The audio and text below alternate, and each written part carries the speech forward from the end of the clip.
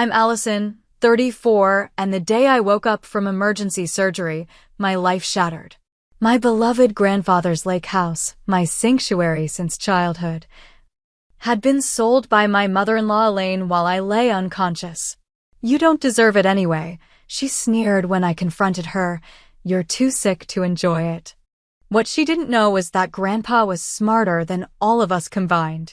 The look on her face the next day was worth every moment of pain. Before I continue this roller coaster of betrayal and sweet justice, let me know where you're watching from in the comments.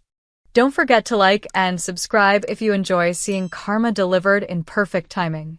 Pinecrest Lake wasn't just a vacation spot for me, it was the backdrop of my happiest memories. My grandfather Harold bought the property when I was just 5 years old, and from that moment on, every summer became magical. The sprawling 3-acre property sat on the eastern shore of the lake, with the main house perched on a small hill overlooking the water.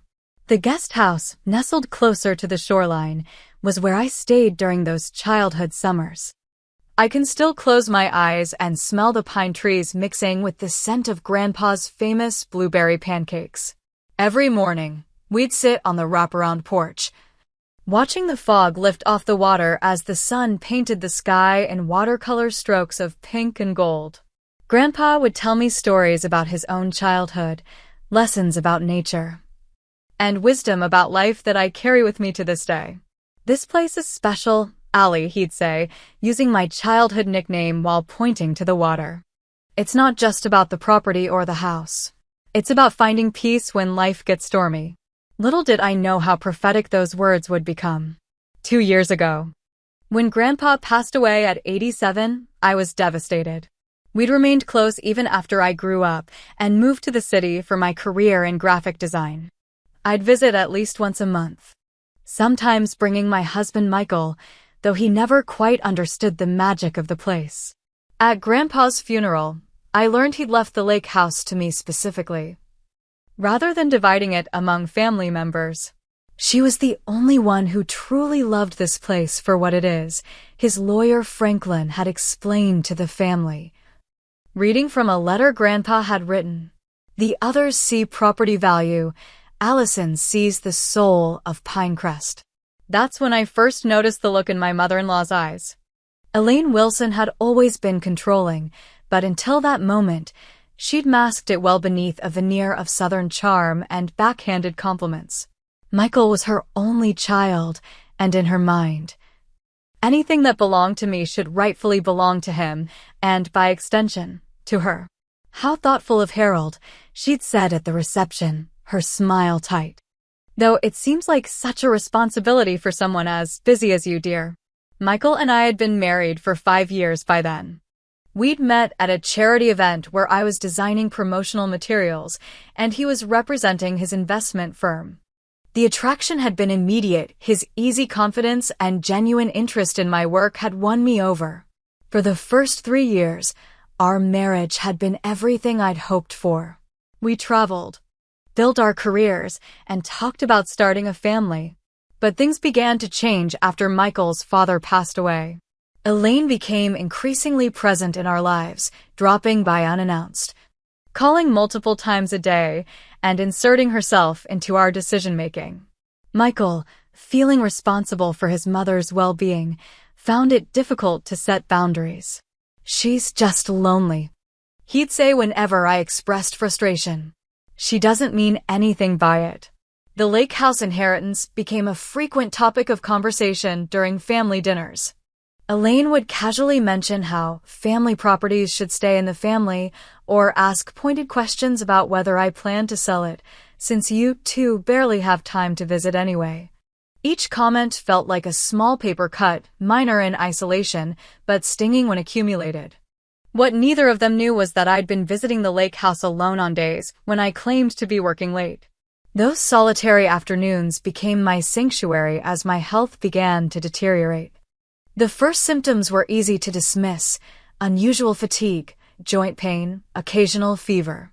But when I found myself unable to hold a pencil during a client meeting due to the pain in my hands, I finally sought medical help. The diagnosis came 6 months after Grandpa's death, an aggressive form of lupus, an autoimmune disease where my body was essentially attacking itself. The treatment plan was intensive, medication, lifestyle changes, and monitoring. I kept it largely to myself at first, not wanting to worry Michael or give Elaine another reason to view me as weak. But as my condition worsened, hospitalization became inevitable. My kidneys were failing and emergency surgery was scheduled to address complications. That's when Elaine's helpful facade intensified. She insisted on organizing our paperwork in case decisions need to be made quickly, and began suggesting that the stress of maintaining the lake house might be contributing to my illness. Perhaps selling would be for the best. She suggested one evening while helping me pack for the hospital. The market is excellent right now, and you could use the money for your treatment. I noticed how she said you instead of we, as if my medical expenses weren't a shared concern with Michael. Something in her tone sent a chill through me that had nothing to do with my fever. The lake house isn't for sale, I said firmly, meeting her eyes. It never will be. She smiled that tight smile again. Of course, dear. I'm just thinking of your health. The night before my surgery, as I lay in bed trying to calm my racing thoughts, I overheard Michael and Elaine talking in the kitchen. Their voices were hushed, but one phrase cut through clearly in Elaine's distinctive drawl. She's not thinking clearly right now. Sometimes we need to make difficult decisions for those we love. In my gut, I knew they weren't just talking about my medical care. The lupus had progressed faster than my doctors anticipated.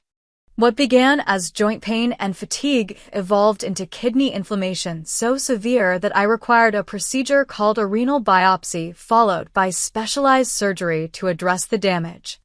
The surgery carried risks, but without it, my prognosis was grim. As the date approached, I noticed a shift in the dynamic between Michael and Elaine. They spoke in hushed tones that ceased when I entered the room, exchanged meaningful glances over dinner, and seemed to be coordinating something behind my back.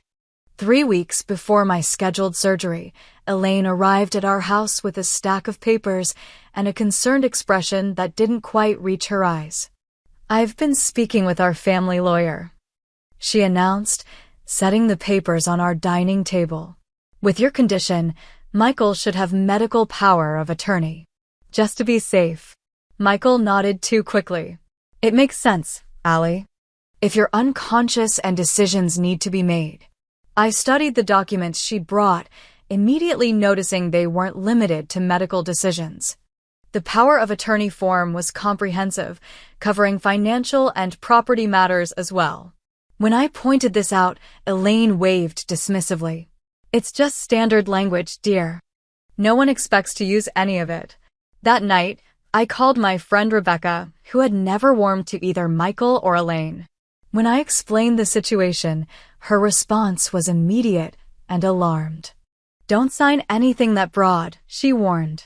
Get your own lawyer to draw up a limited medical power of attorney. There's something off about this whole thing. The next day, I visited my own attorney and had proper documents drawn up, medical decisions only, with specific limitations. When I presented these to Michael instead of signing Elaine's papers, the flash of disappointment across his face confirmed my growing suspicions. This doesn't cover everything, he said, frowning at the more limited document.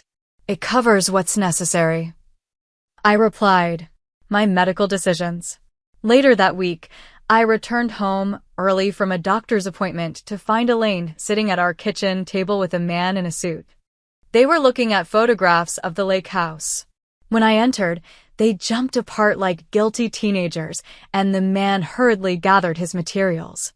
This is Douglas Peterson, Elaine said smoothly, an old friend who works in real estate.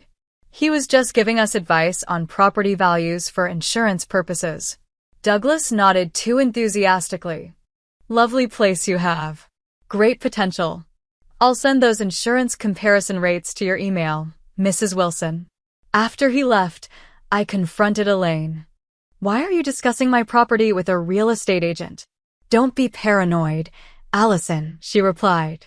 The stress is making you irrational.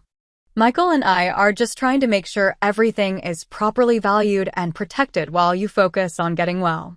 That night, I overheard another conversation between them. Michael's voice was hesitant. I don't know, Mom. She's really attached to that place. Maybe we should respect that. Respect won't pay for specialized treatments if her condition worsens. Elaine responded. She's not thinking clearly right now. The lake house is just sitting there empty, depreciating. If she truly loved you, she'd want to secure your future. The next day, I called Grandpa's lawyer, Franklin, and explained my concerns. His response was immediate and reassuring. Your grandfather anticipated something like this might happen, he said cryptically. Come to my office tomorrow. There are some things you should know. At Franklin's office, he showed me additional paperwork my grandfather had prepared before his death. Harold was a shrewd man who understood family dynamics all too well, Franklin explained, displaying a complex deed arrangement. What your relatives don't know is that the lake house property was actually subdivided into two separate legal entities. The guest house and dock area is one property, while the main house and surrounding 2 acres is another. Both are in your name, but with different legal protections. He continued, showing me additional documents with my grandfather's signature. Furthermore, he established a trust with specific conditions. Any attempt to sell either property without your explicit written consent, not power of attorney, but your direct signature, triggers a clause that consolidates full ownership rights to you alone and nullifies any claims from other family members, including your husband. Relief washed over me. Grandpa thought of everything. Harold had seen family properties disputed before. Franklin nodded. He wanted to make sure your inheritance remained yours, regardless of circumstances. Before leaving his office, I made 2 decisions. First, I retrieved all the important property documents and placed them in a safe deposit box that only I could access. Second, I asked Franklin to prepare paperwork for a post-nuptial agreement protecting my inherited assets. When I returned home that evening, I found Michael and Elaine huddled together at the dining room table again, papers spread between them. They quickly gathered everything when they saw me. Just going over some hospital paperwork, Michael said, not meeting my eyes. Medical bills are so complicated these days, Elaine added with a tight smile. That night, while Michael was showering, I checked his phone and found text messages between him and Douglas Peterson discussing market value and quick sale options. There was also a message from Elaine, remember, this is for her own good. She'll thank us later. The betrayal cut deep, but I maintained my composure. The surgery was just days away, and I needed to focus on my health first. I called Rebecca again, asking her to be my medical proxy instead of Michael. Of course, she said without hesitation. And I'll keep an eye on things while you're recovering. The day before my surgery, while packing my hospital bag, I discovered a business card that had fallen from Elaine's purse during her last visit. It belonged to Douglas Peterson. With a handwritten note on the back, lakefront properties selling fast can expedite closing within 72 hours for the right price. My hands trembled as I tucked the card into my wallet as evidence. That night, as Michael slept beside me, I stared at the ceiling, my heart heavy with the certainty that the 2 people who should have been protecting me were plotting behind my back. The lake house wasn't just property to me, it was my connection to Grandpa, my sanctuary, my heritage. And they were planning to take it away while I was at my most vulnerable. The morning of my surgery arrived with a gray drizzle that matched my mood. Michael seemed distracted as he drove me to the hospital, checking his phone at every red light and speaking in clipped, nervous sentences. When we arrived, Elaine was already in the waiting area, her presence unexpected and unwelcome. I thought you were visiting your sister in Florida, I said, unable to keep the suspicion from my voice. And miss being here for my daughter-in-law's surgery? What kind of mother-in-law would that make me? Her smile didn't reach her eyes. Besides, Michael needs support too. The pre-op preparations moved quickly. My vital signs were taken, IVs inserted, and consent forms signed. Throughout it all, Michael remained oddly distant, stepping out twice to take phone calls. As the nurses prepared to wheel me into the operating room, I reached for his hand. "Remember, only the medical decisions we discussed," I said firmly. "Nothing else while I'm under." A flash of guilt crossed his face before he nodded. "Of course. I love you, Allie." Those were the last words I heard before the anesthesia took effect. The surgery was complex and lasted nearly 6 hours. According to my doctors, there were complications that required additional procedures. When I finally regained consciousness in the recovery room, the pain was immediate and overwhelming. Through the haze of medication and discomfort, I became aware of someone sitting beside my bed. Not Michael, as I'd expected, but Elaine. "Where's Michael?" I mumbled, my mouth dry and words slurred. "Taking care of important matters," she replied vaguely. "How are you feeling, dear?" Before I could respond, a nurse came to check my vitals and adjust my medication. As she worked, she chatted cheerfully. "You have such a caring mother-in-law," she said. "She's been telling us all about the big changes happening in your family. A new property sale is exciting even under these circumstances." My heart monitor betrayed my sudden spike in panic, beeping rapidly. The nurse looked concerned. "Try to stay calm," she advised. "Your body needs rest." Elaine's expression remained placid, but there was something triumphant in her eyes. "Don't worry about anything right now," she said. "We've taken care of everything while you focus on healing." The implications of her words and the nurse's comment were clear. But in my weakened state, I couldn't formulate a response. The increased pain medication soon pulled me back under, into a fitful sleep filled with dreams of the lake house slipping away from me. When I woke again, hours later, Michael was finally there, sitting in the chair previously occupied by his mother. He looked tired and wouldn't meet my eyes. "What have you done?" I whispered, my voice stronger now despite the pain. "What's best for everyone," he replied, still looking at the floor. "Mom helped me see that holding onto the lake house was selfish when we could use that money for your treatment and our future." "You sold my grandfather's house? Without my consent?" Each word was a struggle against rising anger and betrayal. "We had to act quickly. Douglas found a cash buyer willing to close immediately. The market might have changed if we waited for you to." He trailed off, finally looking at me with a mixture of guilt and defiance. "To what? Wake up? Have a say in my own inheritance." My voice cracked with emotion. Before he could respond, a hospital volunteer entered with a large flower arrangement. "Special delivery for Mrs. Wilson. Looks like congratulations are in order." The card attached read, "Congratulations on the successful sale. Closing complete. Funds transferred. Douglas Peterson Realty." The volunteer's cheerful smile faltered as she sensed the tension in the room. She placed the flowers on the side table and quickly excused herself. I stared at Michael, tears streaming down my face. "How could you do this to me?" He ran his hands through his hair in frustration. "You don't understand. Your medical bills are astronomical, even with insurance. The specialists you need. The ongoing treatment, we're talking hundreds of thousands of dollars. The lake house was just sitting there, empty most of the time." "It was my decision to make," I said, my voice now eerily calm through my tears. "Not yours. Certainly not your mother's." As if summoned by her mention, Elaine appeared in the doorway, seeing me awake and the flowers delivered. She entered with the confident stride of someone who believed herself victorious. "I see you've heard our good news," she said, settling herself at the foot of my bed. "I know you're upset now, but you'll thank us later. That old house was far too much responsibility for someone in your condition." "You had no right," I said, each word deliberate despite my weakened state. "Right?"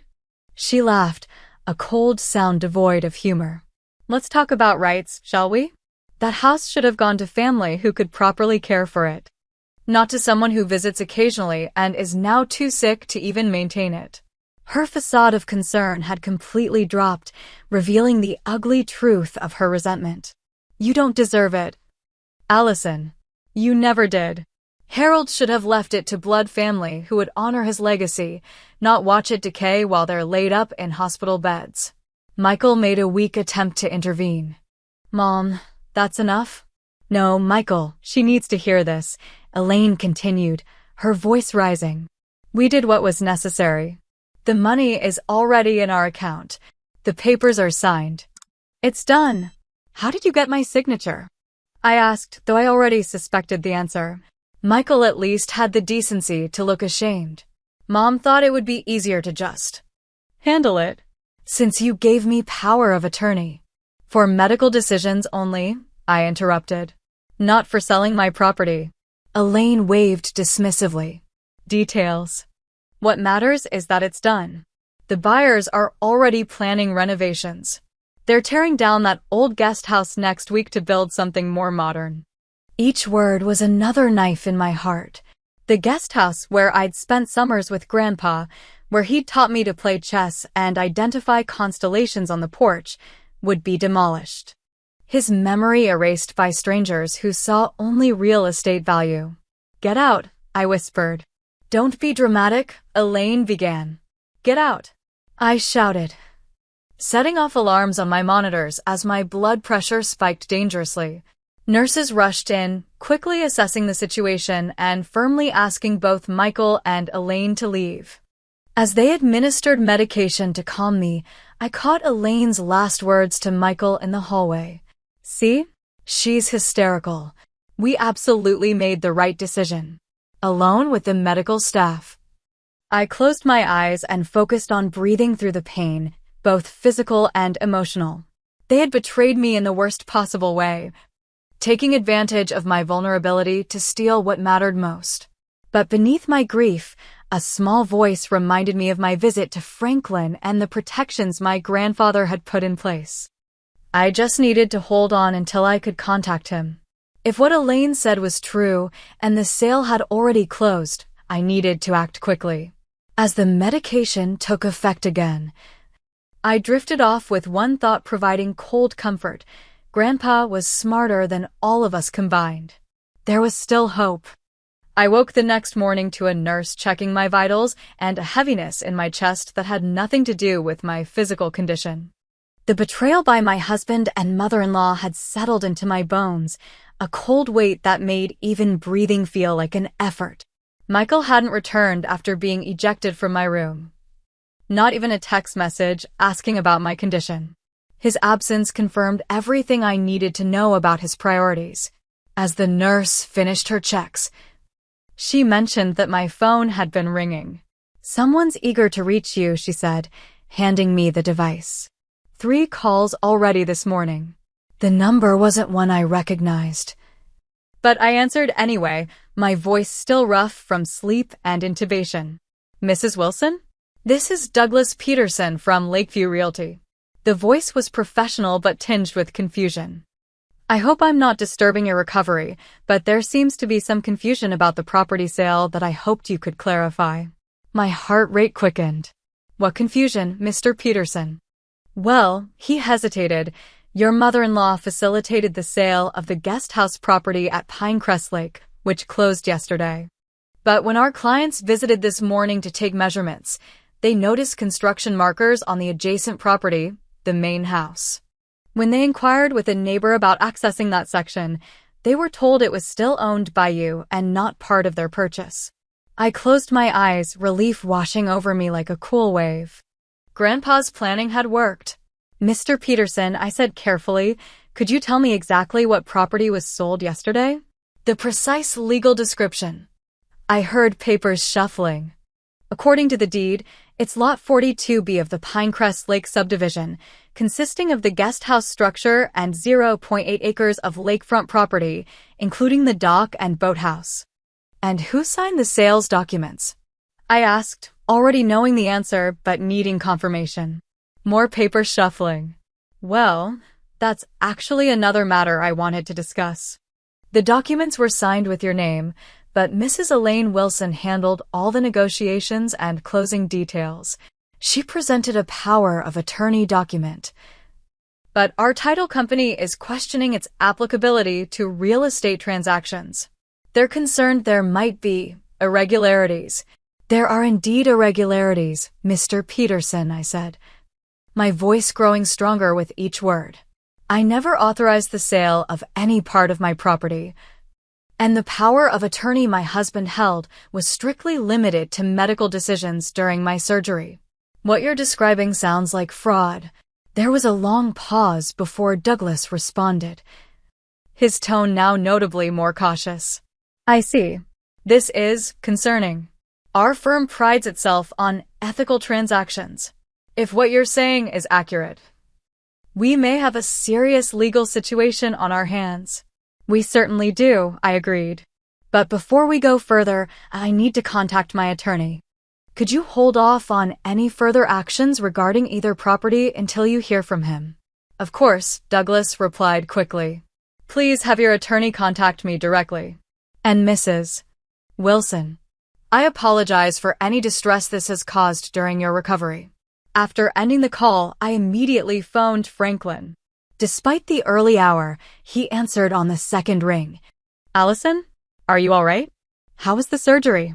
The surgery was successful, I said, but Elaine and Michael sold the guest house property while I was unconscious. Franklin's sharp intake of breath was followed by a low chuckle. Did they now? And did they happen to forge your signature using that limited medical power of attorney? Exactly that, I confirmed. Then they've triggered Harold's fraud protection clause, he said, satisfaction evident in his voice.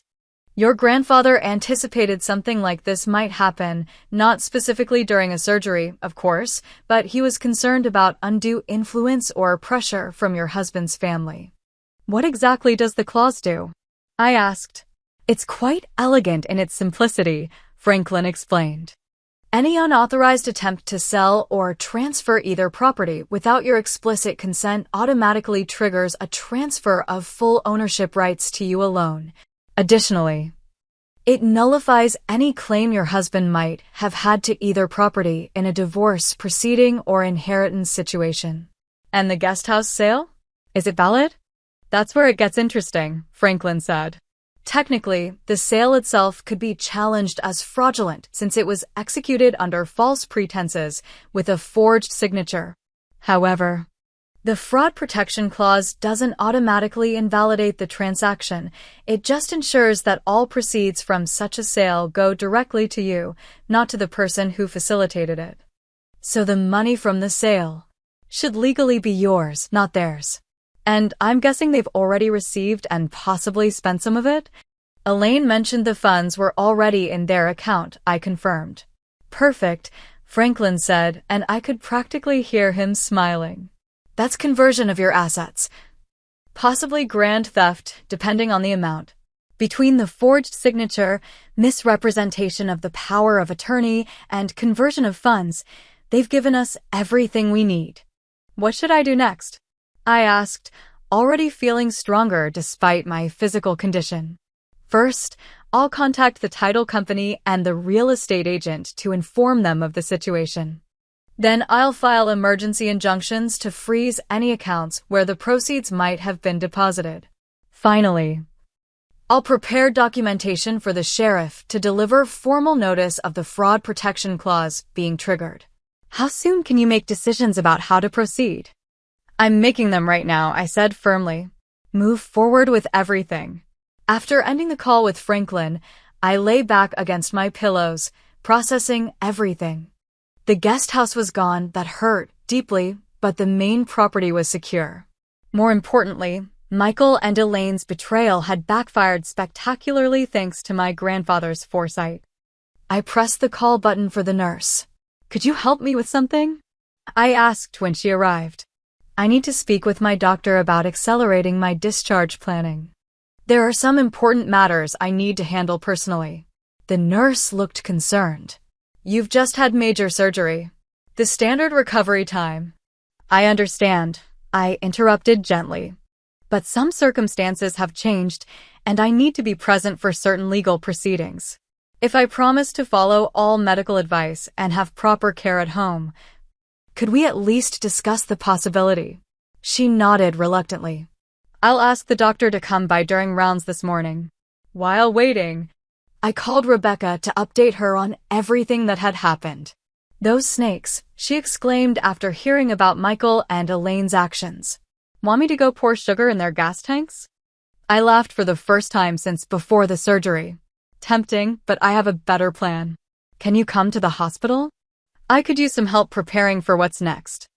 I'll be there in 30 minutes with breakfast that isn't hospital food, she promised. By the time Rebecca arrived, I had already spoken with my doctor, who reluctantly agreed to consider an early discharge in 2 days if my recovery continued to progress well.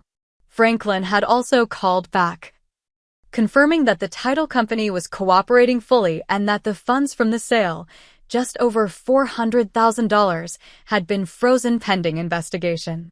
They sold it for way below market value, Rebecca said, outraged when I told her the amount. That guest house and lakefront alone should have been worth at least $600,000 in today's market. They were in a hurry, I replied. Needed to close before I woke up and discovered what they'd done. As Rebecca helped me organize a timeline of events and gather evidence from my phone, including screenshots of text messages I'd found on Michael's phone before the surgery, my mind kept returning to one detail, Elaine's smug certainty that she'd won.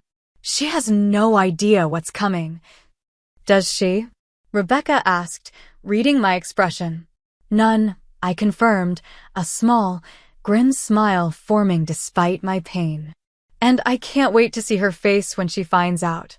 2 days after my conversation with Douglas Peterson, I was discharged from the hospital. Against my doctor's advice, but with a strict care plan in place.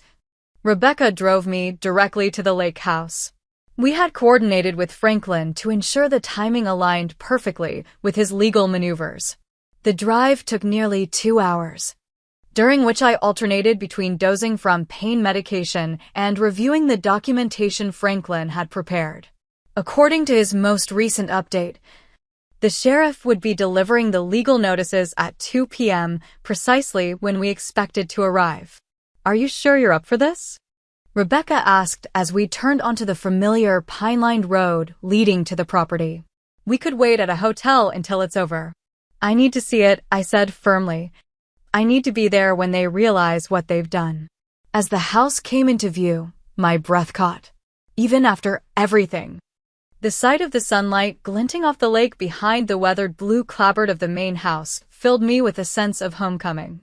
Several vehicles were parked in the circular driveway, Michael's SUV, Elaine's luxury sedan, a truck bearing the logo of a construction company, and an official sheriff's department vehicle. Perfect timing, Rebecca said, pulling in behind the sheriff's car. Walking was still difficult, so Rebecca helped me from the car. We moved slowly toward the main house, where we could hear raised voices coming from the large deck overlooking the lake. As we rounded the corner, the scene came into full view. Elaine stood at the railing, red-faced and gesticulating wildly at Sheriff Thomas, who maintained a professional calm while holding a thick envelope. Michael sat in one of the Adirondack chairs, his head in his hands. A couple I didn't recognize, presumably the buyers, stood awkwardly to one side with Douglas Peterson. This is preposterous, Elaine was shouting. We completed the sale legally. You can't just invalidate a closed real estate transaction because someone changes their mind. Ma'am, I'm not invalidating anything, Sheriff Thomas replied evenly. I'm simply delivering legal notice of the consequences triggered by the sale, as stipulated in the original deed and trust documents. What consequences? What are you talking about? Elaine demanded, snatching the envelope from his hands and tearing it open. That's when she noticed me standing at the edge of the deck, leaning heavily on Rebecca's arm. You, she hissed, her expression morphing from anger to shock. What are you doing here? You should be in the hospital. I wouldn't miss this for the world, Elaine, I replied. my voice steady despite my physical weakness. Michael's head snapped up at the sound of my voice. Allie? What? How did you know what you did? I finished for him. Douglas Peterson called me the morning after the sale. Seems there was some confusion about exactly what property had been sold. Douglas stepped forward, looking uncomfortable but professional. As I explained to Mrs. Wilson Elaine, that is, the buyers were surprised to discover that their purchase only included the guest house portion of the property, not the main residence. That's ridiculous, Elaine snapped. We sold the entire Pinecrest property. No, I corrected, moving carefully to sit in the chair furthest from Michael. You sold lot 42B, which is only the guest house and 0.8 acres. The main house and remaining property is lot 42A, a separate legal entity. That's a technicality, Michael stammered. The power of attorney was for medical decisions only, Sheriff Thomas interjected, according to our review of the documentation. It explicitly excluded property and financial matters. Franklin, who had been standing quietly near the sliding doors leading into the house, stepped forward with another document in hand. Allow me to explain the situation clearly, he said. I'm Franklin Hodges, attorney for Allison Wilson and previously for Harold Jenkins, her grandfather. Mr. Jenkins anticipated potential disputes over this property and established specific legal protections. He addressed the buyers directly. Your purchase of Lot 42B, the guest house property, is technically valid, though executed through fraud. You have two options: maintain ownership of that portion knowing the circumstances, or rescind the sale for a full refund. The husband, a tall man in his 40s, exchanged glances with his wife before responding. We had no idea about any of this. We were told we were purchasing the entire property from a family selling due to medical expenses. A common misrepresentation, Franklin nodded. As for you, he turned to Michael and Elaine. The actions you took triggered the fraud protection clause in Harold Jenkins' will and trust. Let me read it verbatim. He put on reading glasses and recited from the document. Any attempt to sell, transfer, or encumber either property without the explicit written consent of Allison Jenkins Wilson, as evidenced by her signature on appropriate legal documents, shall trigger immediate enforcement of the following conditions. First, all ownership interest in both properties shall vest exclusively with Allison Jenkins Wilson, terminating any marital property interest or inheritance rights of her spouse. Second, any proceeds from such unauthorized sale shall be the sole property of Allison Jenkins Wilson, and any appropriation of said funds by other parties shall constitute conversion of assets. Elaine's face had gone from red to white as Franklin spoke. That's absurd. No court would uphold such vindictive conditions. 3 courts already have, Mrs. Wilson, Franklin replied calmly. This exact clause has been reviewed and affirmed by the county court, the state appellate court, and most recently by the state Supreme Court when Harold established the trust. It is legally binding and immediately enforceable. Michael finally found his voice. What does this mean exactly? In practical terms, Franklin turned to him. In practical terms, it means several things. First, the property you're currently standing on belongs exclusively to Allison, with your marital interest legally terminated. Second, the $425,000 you received from selling the guest house legally belongs to Allison, not to you. Third, your withdrawal and use of those funds constitutes conversion of assets, possibly rising to the level of grand theft depending on the amount spent. We were paying for her medical care. Elaine protested. My medical expenses are covered by insurance, I said quietly, with a manageable out-of-pocket maximum that I can easily afford from my own savings. You know that, Elaine. You saw the policy documents when you were helping organize our paperwork. Sheriff Thomas cleared his throat. In addition to delivering these legal notices, I'm also here to inform you that the district attorney is reviewing this matter for possible criminal charges of fraud, forgery, and grand theft. In the meantime, the funds from the sale have been frozen by court order. Michael looked devastated, the full impact of their actions finally sinking in. Ali, we never meant to. Save it, I interrupted. Too tired for his excuses. You betrayed me at my most vulnerable moment. You conspired with your mother to steal my inheritance while I was unconscious, recovering from surgery. What exactly did you mean to do? We meant to secure our future, Elaine said, her chin lifting defiantly despite her pallor. This property was wasted on you. Always sitting empty. Just a monument to sentimentality while medical bills piled up. It wasn't yours to decide, I replied simply. And now you've lost everything. The buyers, who had been listening in stunned silence, finally spoke up. The wife stepped forward. We want no part of the situation. We'd like to rescind our purchase and receive our money back. Franklin nodded. A wise decision. I'll prepare the paperwork immediately. Douglas Peterson looked profoundly uncomfortable. On behalf of my agency, I want to express our deepest apologies. Had we known about the forgery and misrepresentation, you should have verified the power of attorney more carefully, Franklin interrupted. But that's a matter for another day. For now, please coordinate with my office on the sale rescission.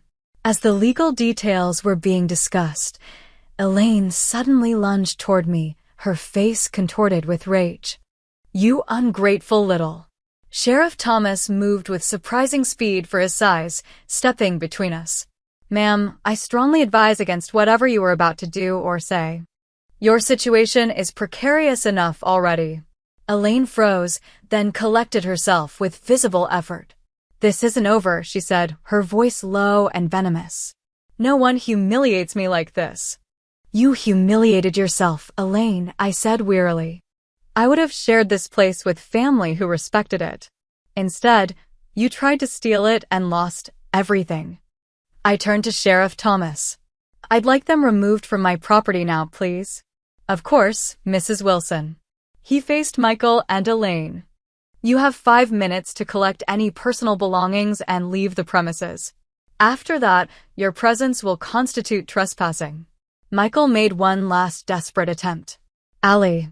Please, we can work this out. I love you. You should have thought of that before you forged my signature, I replied, unable to keep the hurt from my voice. Divorce papers will be delivered to you tomorrow. Don't bother contesting them. Franklin has gathered enough evidence of your actions to ensure the judge will be thoroughly unimpressed by any claims you might make. As Sheriff Thomas escorted them to gather their things, I finally allowed myself to slump in the chair, the adrenaline that had kept me going beginning to fade. Rebecca sat beside me, taking my hand. You did it. You stood your ground and won. Grandpa did it, I corrected, tears finally flowing freely. He knew. Somehow he knew they might try something like this. Franklin approached after ensuring Michael and Elaine were indeed collecting their belongings. Your grandfather was a wise man who understood human nature. He saw how they looked at this property not as a home, but as an asset. I gazed out at the lake, its surface rippling with the afternoon breeze. I've lost the guest house. All those memories.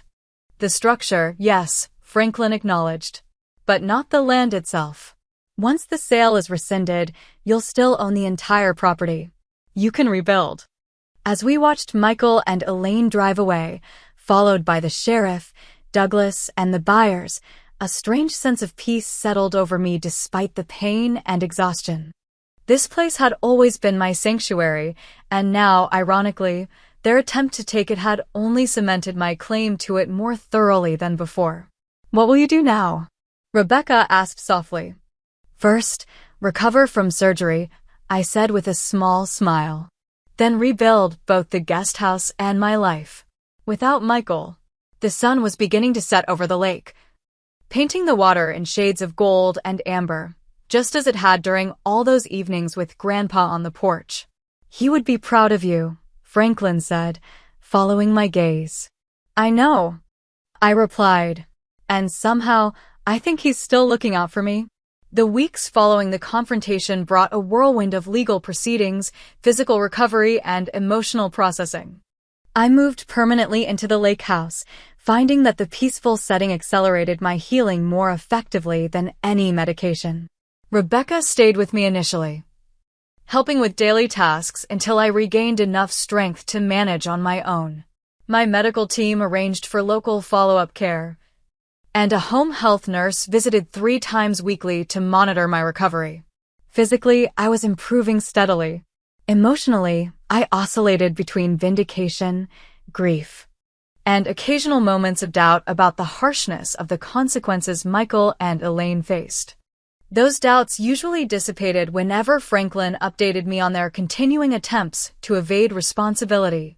2 weeks after being removed from the property, Elaine filed a countersuit claiming emotional distress and challenging the validity of my grandfather's trust provisions. It's a desperate move, Franklin assured me over coffee on the deck one morning. The judge assigned to the case has already indicated her skepticism. Elaine's lawyer is competent enough to know they're fighting a losing battle. And Michael? I asked, still finding it difficult to say his name without a pang of betrayal. Franklin's expression softened slightly. He's distancing himself from his mother's more aggressive actions. His lawyer has reached out about a potential settlement regarding the divorce. I sighed, watching an osprey circle over the lake. What's he offering? Full admission of wrongdoing, no claims on any of your assets or property, and a quick, uncontested divorce. In exchange, he's asking that you don't pursue criminal charges for the forgery. I considered this while sipping my tea. The betrayal still cut deep. But the thought of drawn-out criminal proceedings exhausted me. What do you think? Legally, his offer is more than fair. You'd walk away with everything, and he'd avoid potential jail time. Franklin said carefully. The personal aspect is entirely your decision. That afternoon, I called Rebecca to discuss the offer. He committed actual crimes, Allie, she reminded me. Her protective instincts flaring. Forgery, fraud, theft. Why should he get off without consequences? The consequences are already significant, I pointed out. He's losing his marriage. His reputation in the community is ruined, and according to Franklin, his investment firm has placed him on leave pending the outcome of all this. Still not enough for betraying someone during surgery, Rebecca muttered. Maybe not, I acknowledged.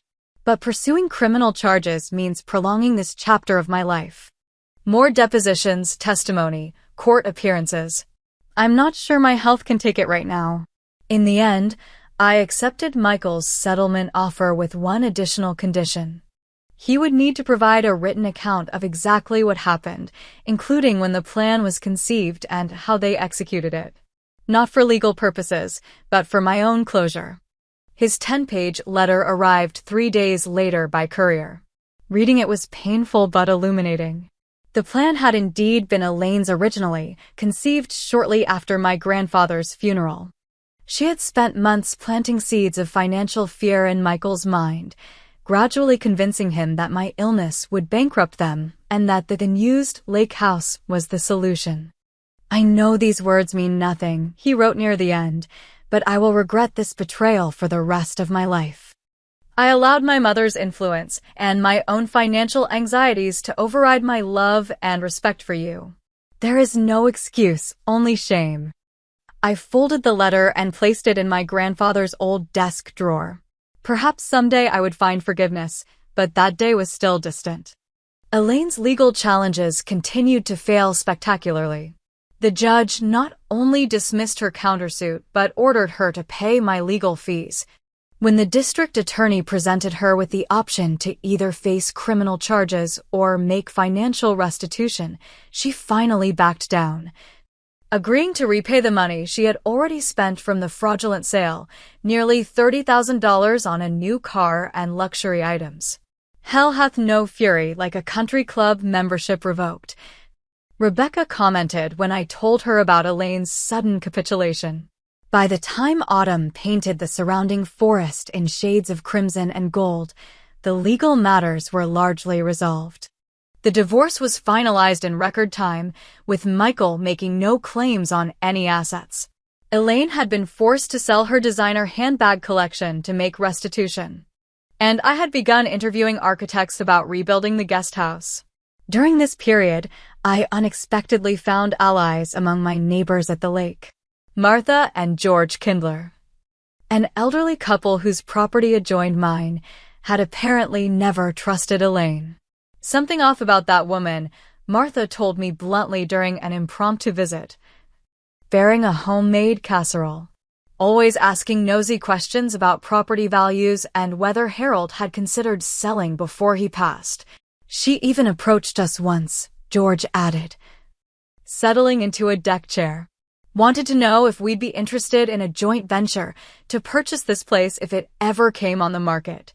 Said it would be better for the lake community than having a part-time resident. Their support, along with that of other neighbors, created an unexpected sense of community I hadn't fully experienced during my previous visits. I'd always seen the lake house as a private retreat, but now found myself hosting small gatherings on the deck or joining the Kindlers for their weekly card games. As my physical strength returned, I began tackling small renovation projects on the main house, painting the kitchen cabinets, replacing the worn carpet in the guest bedroom with hardwood. Each improvement felt like reclaiming the space, erasing the shadow of betrayal that had briefly fallen over it. One crisp October morning, Douglas Peterson called with an unexpected development. Mrs. Wilson, I've been contacted by a young family interested in the guest house property, or rather, where it stood. They're aware of the situation and specifically asked if you might be willing to sell just that portion again. My immediate instinct was refusal, but something made me pause. Tell me about them. The Bakers. James is a high school science teacher. Sarah runs a small bookshop in town. They have 2 children, 8 and 10. They've been saving for years for a lake property, but can only afford something modest. When they heard about what happened with your guest house, they wondered if there might be an opportunity. They're not developers or flippers. They genuinely want to raise their family with summers at the lake. I thought about my own childhood summers here. The magic of growing up with the lake as a playground and classroom. Have them come by, I decided. I'd like to meet them first.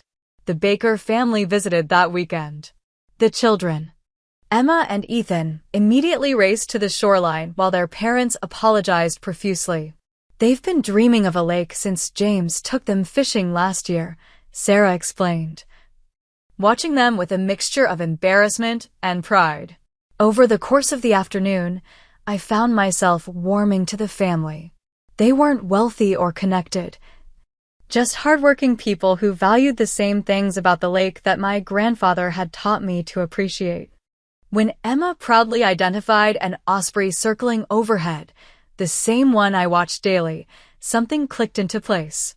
2 weeks later, with Franklin's guidance, I sold them the guest house lot for a fair but affordable price, with specific provisions. They would build in a style complementary to the main house. Construction would respect the existing trees and natural features, and they would grant me right of first refusal should they ever decide to sell. Are you sure about this? Rebecca asked when I told her about the sale. After everything that happened. That's exactly why I'm sure, I replied. What Michael and Elaine did was try to take something precious for their own gain. This is the opposite, sharing something precious so more people can enjoy it. That's what Grandpa would have done. The day the Bakers broke ground on their new cottage, I stood at the edge of my property watching the children help by digging small holes with plastic shovels. Martha Kindler joined me, passing a thermos of hot chocolate. Harold would approve, she said simply. I think so too, I agreed. From the ashes of betrayal, something new and unexpected was growing, not just a rebuilt structure, but a rebuilt sense of community and purpose. The lake house was no longer just my private sanctuary, but part of a larger tapestry of lives and stories continuing to unfold along these shores. And as for Michael and Elaine, the last I heard, They had moved to Florida, where Elaine's sister had reluctantly taken them in. Sometimes consequences come not just through courts and legal documents, but through the natural dissolution of the life you thought you were building. Looking out over the lake that evening, watching the sunset paint the water in the same colors that had captivated me since childhood, I felt something I hadn't expected to find again so soon after betrayal: peace. Winter descended on Pinecrest Lake with a quiet beauty that matched my contemplative mood. The water turned a deep steel blue before finally freezing over in January, transforming the landscape into a pristine white canvas. For the first time, I experienced the lake house in all 4 seasons, discovering the unique character each brought to this special place. My physical recovery progressed steadily. By December, I was strong enough to take daily walks along the shoreline, bundled against the cold but revitalized by the crisp air. My doctors reported that my lupus was responding well to treatment, with inflammation markers decreasing and kidney function improving beyond their initial projections. "Your case is remarkable," Dr. Matthews told me during a checkup. "Often, stress exacerbates autoimmune conditions, but despite everything you've been through, you're healing faster than we anticipated." "It's the lake," I said simply. "Being here, it heals something deeper than just physical symptoms." The main house underwent its own healing transformation. Room by room, I reimagined spaces that had remained largely unchanged since my grandfather's time. The renovations weren't about erasing his presence, but honoring it while creating something that reflected my own journey. The formal dining room, rarely used, became a light-filled art studio where I returned to the graphic design work I'd neglected during my illness. The dark wooden paneling in the living room was painted a warm cream, allowing the original craftsmanship to shine while brightening the space. Upstairs, I converted the smallest bedroom into a meditation room overlooking the lake. Each change felt like a declaration.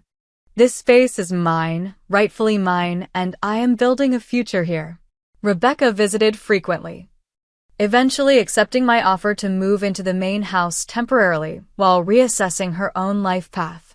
Just until spring, she insisted, when arriving with more suitcases than someone staying temporarily should reasonably have. "I need a break from the city. And you need someone to reach the high shelves while you're still recovering." Her presence filled the house with laughter and practicality in equal measure.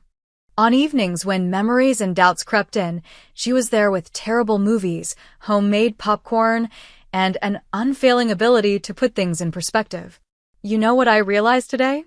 she said one snowy evening as we sat by the fireplace. "You've never once said I should have known, or how could I have been so stupid about Michael's betrayal." I considered this while watching the flames. Blaming myself would give his actions more power. Besides, trust isn't stupidity, even when it's misplaced. The baker's new cottage rose steadily through the winter, a smaller but charming echo of the original guest house. James often stopped by to update me on their progress, sometimes bringing architectural questions or simply sharing his family's excitement. Their children, Emma and Ethan, occasionally accompanied him, bursting with ideas for fishing spots or asking earnest questions about lake wildlife. "We're still pinching ourselves," Sarah confessed during one visit. "We never thought we'd actually have a place here." Emma's already planning her first overnight when it's finished. Watching their family's joy in creating their own lake memories brought an unexpected healing. What Elaine and Michael had tried to destroy was being reborn in a different form, one that honored the property's purpose as a place of connection and renewal. By early spring, significant changes had taken root in my life beyond the physical renovations. I established the Harold Jenkins Foundation for Environmental Education, using part of my divorce settlement to fund lake conservation efforts and summer science programs for local schools. The foundation's first project, in partnership with James Baker, was a water quality monitoring initiative involving his high school students. "You've turned this whole terrible experience into something that benefits the entire community," Martha Kindler observed during one of our now regular coffee meetings. Not many people would respond that way to betrayal. It wasn't a conscious decision, I admitted. It just felt right. Like something Grandpa would have done. In April, precisely 1 year after my surgery and the betrayal that followed, I received an unexpected letter. The return address was from Florida, but it wasn't from Michael or Elaine.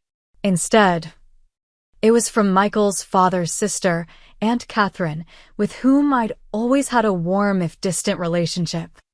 I feel compelled to write to you after finally learning the full extent of what my sister-in-law and nephew did, she wrote. Please know that not everyone in this family supports or condones their actions. Elaine has always been driven by appearances and material gain. Values my late brother unfortunately failed to counterbalance during their marriage. She continued with an update I hadn't sought but found strangely satisfying. Michael has finally begun separating himself from his mother's influence. He's moved out of her sister's house and taken a position teaching finance at a community college, a significant step down from his previous career, but perhaps a necessary humbling.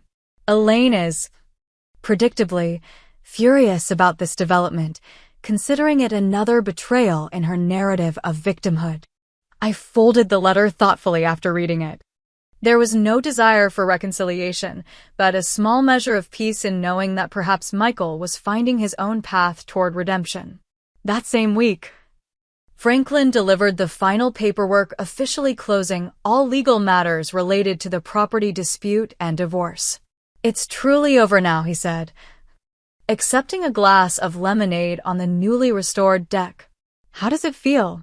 I gazed out at the lake, where the Baker's children were carefully launching a small rowboat under their father's supervision. On the adjacent property, George Kindler was teaching his visiting grandchildren how to fish. The landscape was coming alive again after winter, new growth emerging from soil that had seemed dormant, but had been quietly preparing for renewal all along. It feels like I've been carrying a heavy backpack for miles, and I've finally been able to set it down, I said.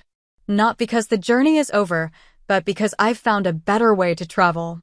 Harold would be proud, Franklin said, not for the first time. Not just of how you protected what he left you, but of what you're creating from it. As spring bloomed into summer, the lake house became more than just my personal sanctuary. The newly completed Baker cottage brought the sounds of family life back to that portion of the shoreline. My art studio hosted a small collective of local artists. The foundation's educational programs brought school groups for day trips to learn about lake ecology. Rebecca finally did move back to the city, though she reserved her right to indefinite lake privileges and her own designated guest room.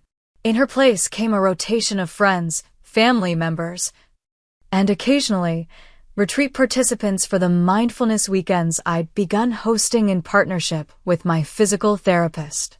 One evening in late June, I sat alone on the dock, watching the sunset paint the sky in vibrant oranges and pinks reflected perfectly in the still water. A year had passed since the surgery that had been meant to heal my body, but had unexpectedly led to healing much more than that.